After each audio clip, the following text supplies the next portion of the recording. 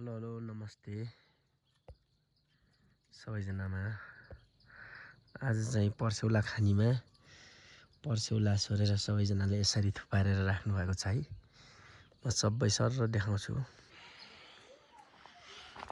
यसरी। आज वर्षको एकचोटि सर फुलेर सबैजनाले इच्छा अनुसार सुकाउन मिल्छ। यत्रो पर्सेउला चाहिँ रासको रास बनाएर आज चाहिँ यसरी थुपार्नुहुन्छ। यो भोलि या पर्सि बिस्तारै लग्ने खास तो दाँरापरि जङ्गलबाट हो सोरेर ल्याएको। म चाहिँ सर देखाउँछ कि यसरी नै सोरेर बर्खालाई केही पर्सेन्ट भइन राहत हुन्छ अथवा केही समयको लागि सोत्तर काट्न पर्दैन। हामीलाई हाम्रो कुहाएर बनाउने मलको रूपमा प्रयोग गर्नको लागि पर्सेउला यसरी थुपारिन्छ। अहिले यो गाडी बाटो अहिले आएको त्यो यस्तो डिस्टर्ब गरेर न ल्याउनु नि सबै ठाउँ हुन्थ्यो। यता सबै ठाउँ पर्सेउला हुन्थ्यो। म पनि भर्खर ड्युटीबाट आएको। खासै यसो राम्रो ड्रेसअप त छैन तैपनि जस्तो छ त्यस्तै लिउँ न भनेर है। यस्तै हो गाउँघरमा काम गर्नुपर्छ। म सबै यता पर्सेउला यहाँको चाहिँ लगिसक्नु भएको छ है। कसको थियो होला यसरी चाहिँ हाम्रो गाउँमा पर्सेउला अस्ति जुन ठुलो हुरी बतास चलेर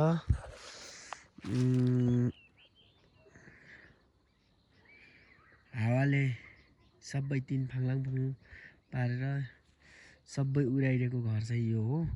त्यो छाना चाहिँ उडाएर यो हाम्रो खेतमा लिएर सबै बबालै रूपमा कि सबै एउटा पनि नबसेछ।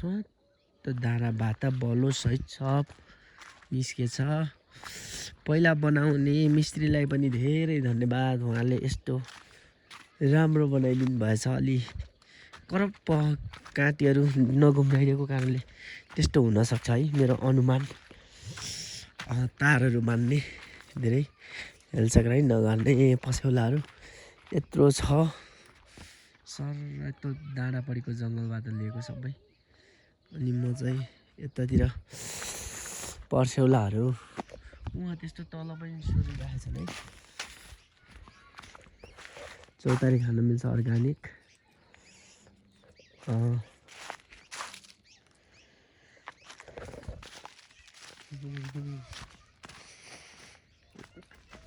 मजाले दिनभरि थाकेर लल्लु भएको छु। त्यही भएर भर्खर एकछिन माइन्ड फ्रेसको लागि गाउँमा हावा खान निस्केको।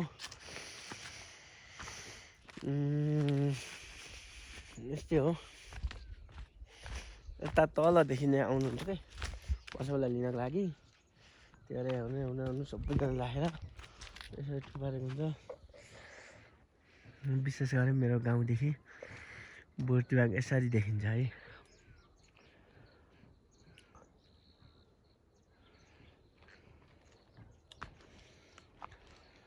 हेलो गुड इभिनिङ बुर्तिवाङ होसानी। अहिले यो पारी निस्खोला पालिका कप गेम सुरु भइरहेको छ राजकोटमा नरसिंहकोटको पर्यटकीय स्थलमा।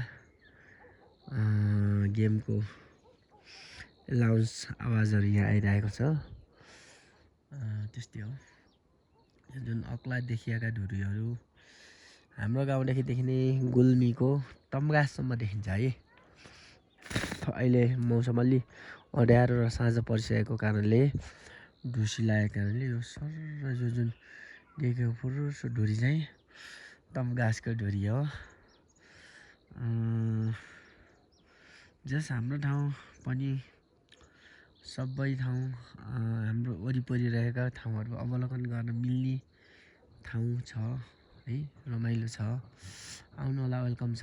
कहिलेकाहीँ बुर्तिवाङ ढोरपाटनमा पाल्नु हुने भयो भने मलाई सम्झनु होला। म हजुरलाई मेरो गाउँ घुमाउने छु। यस्तै हो अहिलेको मौसम। अहिले छ यो शनिबारे बसाइ हो मेरो। म कहिलेकाहीँ बुर्तियाङ बस्ने गर्छु, कहिलेकाहीँ गाउँ बस्ने गर्छु, यस्तै हो। म चाहिँ मेरो बसाइ चाहिँ यहीँ नै हुन्छ भन्ने छैन। कहिले बुर्तियाङ बस्छु 2-4 दिन, 1-2 दिन गाउँ बस्ने, यस्तै त हो जिन्दगी। जिन्दगी कसरी चलिरहेको छ तेरो भन्दा पनि कसरी चल्दै गर्दैछ भन्ने कुरा चाहिँ अहिले सामाजिक सञ्जाल अपडेटहरूमा चाहिँ थाहा हुने गर्दछ। यस्तै हो। हरेक कुरा सबैले चाहेको भन्दा पनि पाएको कुरा चाहना हुँदैन, अनि चाहेको कुरा फेरि पुरा नहुन पनि सक्छ।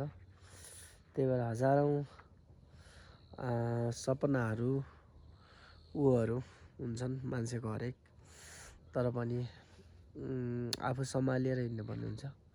हरेक कुराहरूको सक्सेस हुन पनि दिन आउँछ भन्छन्, त्यही दिनको मिति पर्खाइहरूमा रहने गर्छु म। यस्तै छ गाउँघरै बसाइ, चिसो हावापानी खाने सरर। मेरो ड्रेस अलि फोहोर छ है, मैले भर्खर ड्युटी गरेर आएको। यस्तै हो, ड्रेस नो कम्प्रोमाइज। मलाई कुनै त्यस्तो छैन होइन।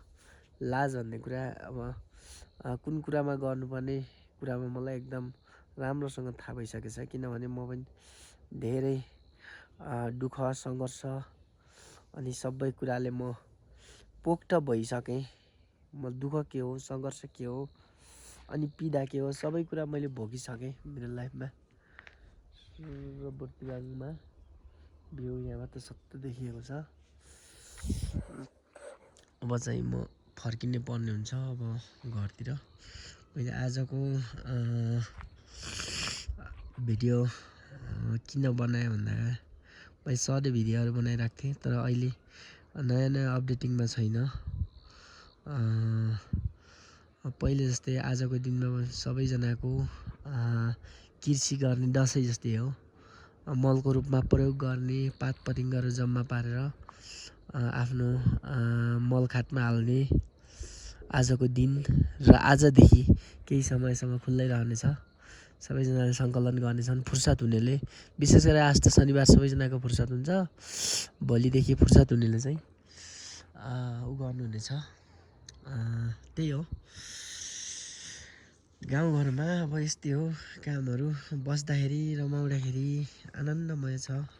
कहिलेकाहीँ पीडा सङ्घर्ष, यहाँ खासै रोजगारहरू पैसाहरूको अभाव नै हुन्छ। र यहाँ फेरि खानेकुरा पनि 90% किनेर खानुभन्दा नि आफ्नो अर्ग्यानिकहरू हुन्छन्। आतो ढिँडो मकै तरकारीहरू त्यहाँ हामीले किन्नुपर्ने भनेको घिउ नहुनेले तेल किन्ने हो, नुन किन्ने हो। यस्तै हामी 10% 20% मात्र किनेर खान्छौँ, किनभने हामी गाउँले हो। गाउँमा चाहिँ एकदम अर्ग्यानिक नै हुन्छ। त्यही भएर हामी यो जीवन नै मेरो लागि बेस्ट त स्वस्थ बेस्ट राम्रो त मेरो लागि यही जीवन नै छ।